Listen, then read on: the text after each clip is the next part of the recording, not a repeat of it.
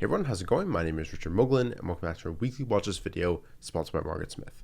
And opening up my focus list here, you might notice that this is a little bit shorter than usual, and that's because there's not too many setups I'm really interested in trading as of this moment. And just bringing up the NASDAQ quickly, let me bring up that chart. You can see that we're potentially pulling back. We had a lot of distribution last week, and maybe we get an undercut and reclaim and kind of set up a bunch of kind of double bottom type bases, or we just see more distribution next week. So a lot remains to be seen, but overall this is kind of my focus list going into next week. And let's go through both their technical and fundamental setups. So first up, we've got EDR here, a recent IPO, and let me draw out this line here. I like how it's consolidating right above this level, also above a rising 21 EMA, showing a lot of relative strength recently. And overall, really strong earnings and sales the past 2 quarters, great estimates for this year, and really strong estimates for next year as well. Estimate revisions are up.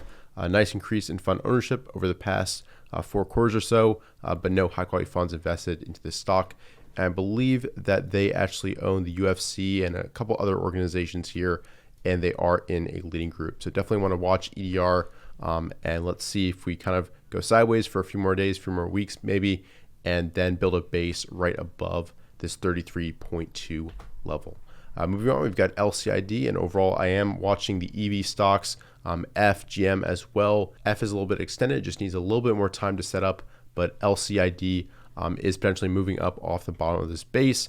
And basically, if you draw an anchor view up actually from this day, we stopped basically right at the penny on that level basically on this Friday. So maybe we get an inside day, some tightness above 40, and then this could be actionable on the right hand side, and most likely it would give a few spots to get in and manage risk as it makes its way towards all-time highs if it does indeed do so. But overall, no fundamental metrics just yet, but you've got really nice fund ownership in this name and one high quality fund in there as well. Moving on, we've got MUR, Murphy Oil Corp, and overall a lot of these type of names, oil and gas, have been setting up and trending nicely together, which doesn't say too many good things about growth stocks and the overall environment as of this moment, but overall their setups are decent, especially for swing trades. You've got 2 inside days here on Murphy, pivot right at the top here, and overall really nice earnings and sales the past 2 quarters, really strong estimates for 2022 as well. Pretty much flat fund ownership and no high quality funds invested into this stock, and overall this is a stage 2B double bottom. It's almost a base on base on base, right, basically during the past 10 months or so.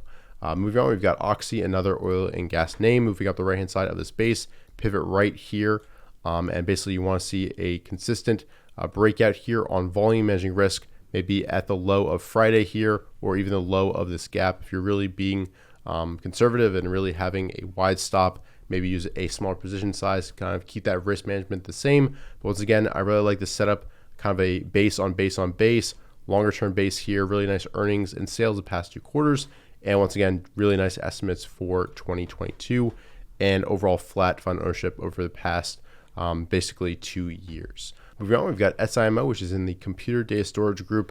MU also looks decent, but I think it's maybe a little bit more extended than the stock, which just pulled back to the 21 EMA. Nice upside reversal and also support off the anchor VWAP if you anchor it right to this bar right here. Really nice earnings sales margins the past 4 quarters, basically accelerating in all those metrics. And looking at the EPS estimates, really nice EPS growth in 2021 and really nice fall through expected in this year 2022, and estimate revisions are up. A nice increase in fund ownership, gradual increase, and one high quality fund invested into this stock.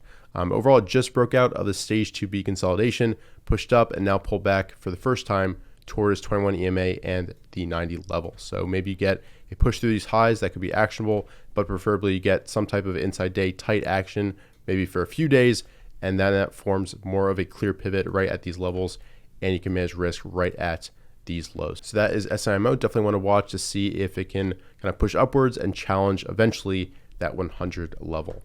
Moving on, we've got VNOM, Viper Energy Partners. Overall, really nice push at the right hand side here, but it is straight out the bottom, so I would expect some type of consolidation right at this pivot and some volatility here. Maybe it goes sideways above 25, then pushes out, and you can basically manage risk right at that swing low. But really nice volume, the highest volume in the past 250 days, I believe, on this bar up the right hand side. Overall, really nice earnings and sales the past 2 quarters, really strong estimates for 2022, and estimate revisions are up. And in terms of fund ownership, pretty much flat, actually declining over the past 2 years. Moving on, we've got WLK, Westlake Chemical Corp. Once again, names I wouldn't usually be putting on this type of list, but I like the overall chart setup, prior uptrend, and then a nice big base. Overall, really nice earnings sales margins the past few quarters. Really strong EPS growth in 2021, but it is actually supposed to decline in 2022, although estimate revisions are up.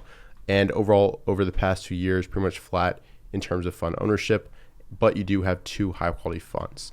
So overall, I like the setup here. A nice big base, cup with handle, stage 1, and you've got a pretty clear pivot right below the 104.99 pivot after these 2 pretty tight days and an inside day on this Friday. And you can manage risk right at this swing low. Moving on, we've got ZIM, and this is forming a nice longer term base here. We'll have to see whether it holds though, just below 60 here. Really impressive numbers in terms of earnings sales margin in the past 4 quarters. Really nice growth in 2021 in terms of annual EPS, but it is supposed to decline 36% in 2022, although estimate revisions are up. And you've got really nice growth in terms of fund ownership, although no high quality funds invested just yet.